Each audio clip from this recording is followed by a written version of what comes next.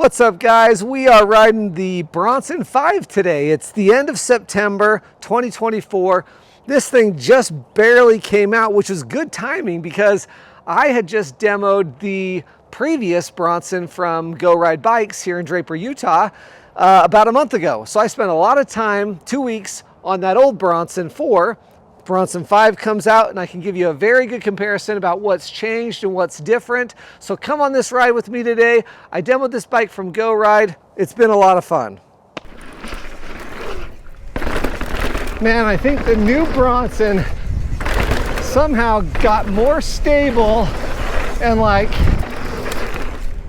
confidence inspiring while still feeling kind of sporty for such a long travel bike. And I actually think it might climb better than the previous Bronson. It's been a lot of fun riding this bike the last week. Come along with me for this review.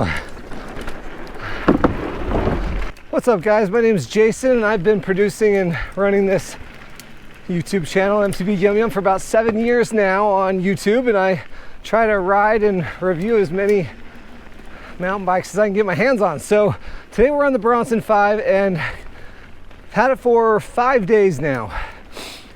And for a big trail bike, you know, like a long travel, like almost all mountain bike, it climbs a lot better than I thought it was going to. I was spending time on the previous Bronson 4 about a month ago, and I had that for a couple weeks.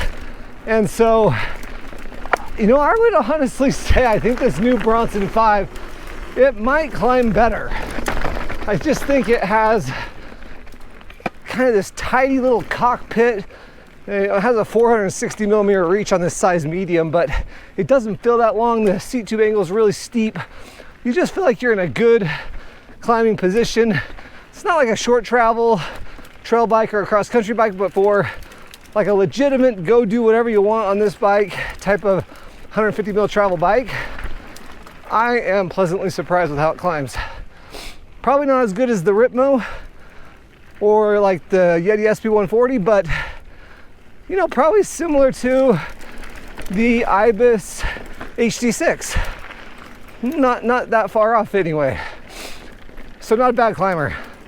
Let's get to the uphill and see how it descends. All right, to describe this trail, it's very high speed. About a 2.5 minute segment will average about 25 miles per hour down it with speeds higher than 30. And there's lots of kind of 8-inch to 1.5 foot rocky sections. And short travel bikes, you really have to slow down on this trail. It just can't handle the speed. But on bikes like this Bronson, 150 millimeters in the rear and 160 up front, can usually handle the terrain at that speed. Man, the bike feels super stable. I was riding the Bronson 4 for about 2 weeks a month ago, and you know, that's a close enough time frame that I remember what that bike feels like on this trail. This Bronson 5 is for sure more stable than that previous Bronson. Wow. That's crazy.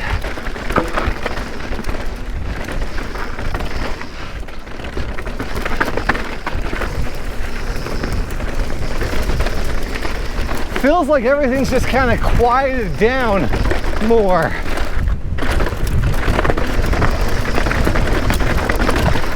Wow, yeah, you can just have so much confidence because everything's just kind of calm. That's crazy. The rear end doesn't feel like super plush. It feels kind of like really supportive, but there's no chatter. Well, I guess there's some braking bumps right there. A little bit of chatter, but overall, very damp and controlled. Yeah.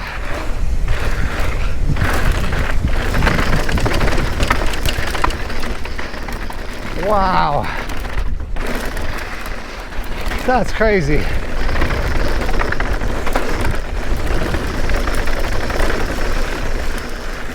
I mean, this trail's never been, it feels like it's never been so easy. That's crazy.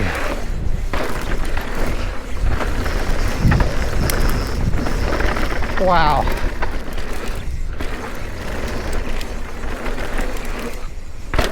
Jeez.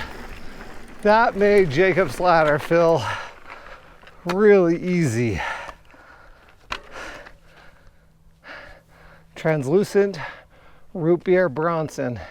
All right, so as you can see from my riding video that you just watched, the Bronson is like all grown up. It's more stable. It's a little bit more calm and refined feeling. I mean, you just look at the frame even.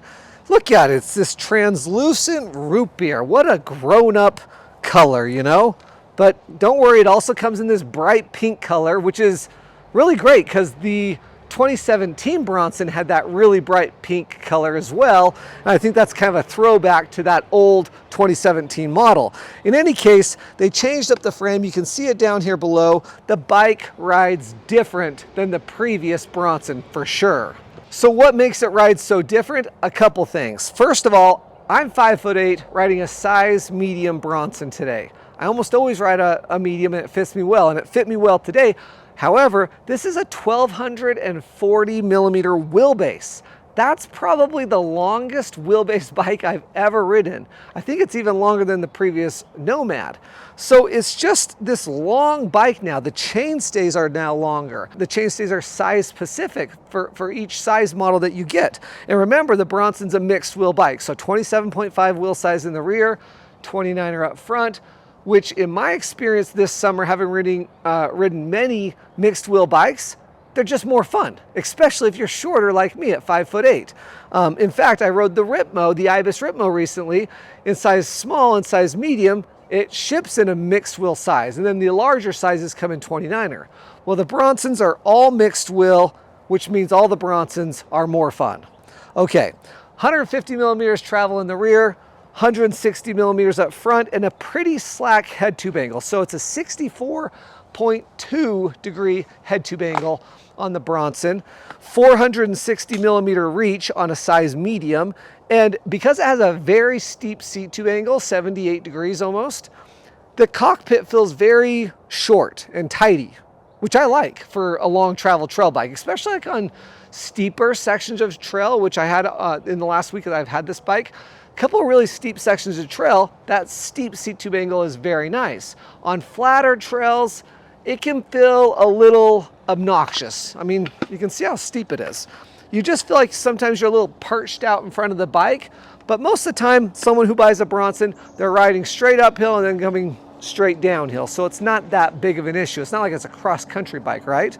This new Bronson 5 just feels a little more refined or calm or quiet or just like controlled compared to other bikes I've been riding lately, like the previous Bronson and like the Ripmo and like the Ibis HD6, which are all kind of in the same category, right?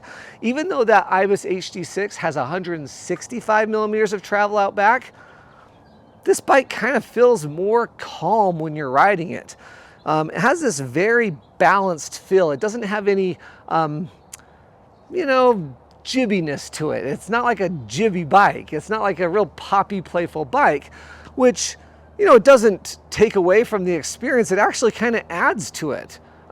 It's so composed when you're riding it. It kind of reminds me actually of the Pivot Firebird. The Pivot Firebird's a longer travel bike than this, but it has this very calm, refined feeling when you're riding it. It's so funny. This is the reason why I started this YouTube channel 7 years ago, is because even though bikes look so similar on paper or on the computer screen when you're looking through them, 160 mil fork, 150 mil road travel, this probably rides kind of like an Ibis Ripmo, right? It doesn't. It feels pretty dang different. It feels more stable than the HD6, which is the longer travel bike in the lineup of Ibis than the Ripmo, right? So the Bronson has really become this more grown-up, more sophisticated version of the Bronson. It's not so playful. And I think the people who end up buying this will really, really appreciate what this new Bronson 5 does. And that's that it gives you a ton of confidence. You can really just send it. I would say on that 2.5 segment of trail that you watched down, it's called Jacob's Ladder. It's very high speed. That was as calm and composed as I've felt on that trail probably ever. It's just really neat what bike manufacturers are doing, what Santa Cruz is doing with these new bikes. So little details about the bike. This is the GX Access version. The only thing that I swapped was the handlebars. I put my handlebars on here because I can't ride 800 mil handlebars. So I've got my 750 mil handlebars on there. It has in-frame storage, like all Santa Cruz bikes basically do now. It shipped with this 150 millimeter dropper post, so there's a ton of seat tube that, you know, I could go with a much longer dropper post. So, you know, it'd be nice if they just spec'd it with a longer one, but, you know, you can probably have Go Ride. If you end up buying from Go Ride, they can probably swap it out for you. I'm not sure what they'd do, but other than that, this is a pretty cool build. It comes with good suspension. This is, you know, Fox Performance Elite suspension, so it's got all the adjustments that you would need. The Fox Floatex out back, and then the GX Access, which my bikes I put mechanical drivetrain on, Shimano mechanical drivetrain, but I'm getting more used to this, you know, electronic, you know, wireless shifting, and it's kind of nice. It's growing on me, so I'm getting more used to it. It's a cool bike. It weighs almost 33 pounds, but you know what? Bikes are getting heavier. If you want to have in-frame storage to put your makeup in when you go mountain biking, then you gotta pay the penalty of extra weight. So, you know, in-frame storage, 33 freaking pounds. It's crazy. Call the guys over at Go Ride. They have, this is a demo bike. So they have these on demo if you want to take it for a demo. They also have, I was going to mention, they have the previous Bronson on sale, like 25% or so off. Normally, I like to let people know that the previous model's on sale because they don't make the bikes that different from one generation to the next, and so you might as well save a little bit of money and look at the old model. That's not the case with the Bronson. This is a whole new bike. It feels completely different than the previous Bronson, and I like this one better. I think it's worth looking at the new one, even though it's not going to be on sale necessarily, right? This was a really cool bike. It feels very refined, very composed. I think I've said those words 50 times already, but it just does. Anyway, thanks for watching today. Leave a comment or a question in the comment section down below. I do a really good job of answering those over the next week or so. Also, click the links down below in the description. Those are affiliate links. Anything that you purchase using those affiliate links directly go to support me. I get paid a small commission, and it helps me keep this channel running. So thank you for watching. If you're new to the channel, subscribe. 74% of the people who watch my videos are unsubscribed, and I upload less than 25 videos a year. So not going to bombard you with a bunch of videos, and it would really help if you subscribe to the channel. All right. I hope you guys had a good time with me. I had a lot of fun riding this Bronson the last 5 days. I'd get the pink one. Although this translucent root beer is kind of cool, it just feels a little bit like a 60-year-old bike. So if you're 60, go with the translucent root beer. Otherwise, I like the pink one.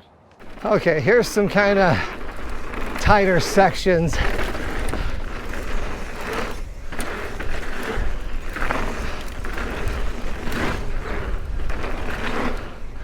Wow, it just has so much traction, like I can't even really break the rear end loose at all in any of those corners, which is great. I mean, the bike just stuck to the ground.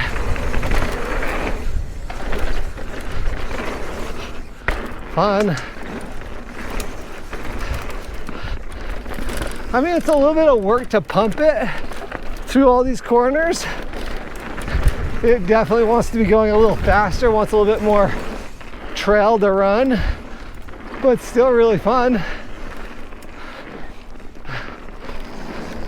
I can't believe how damp and controlled it is though, just especially up on that higher speed trail.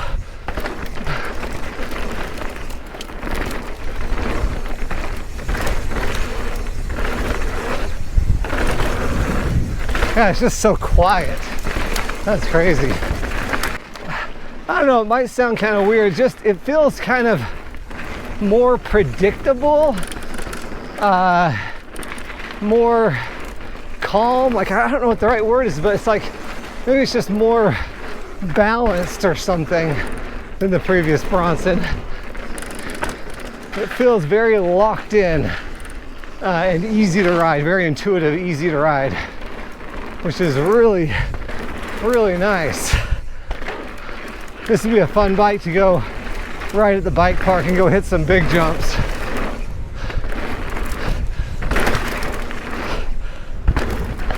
Fun.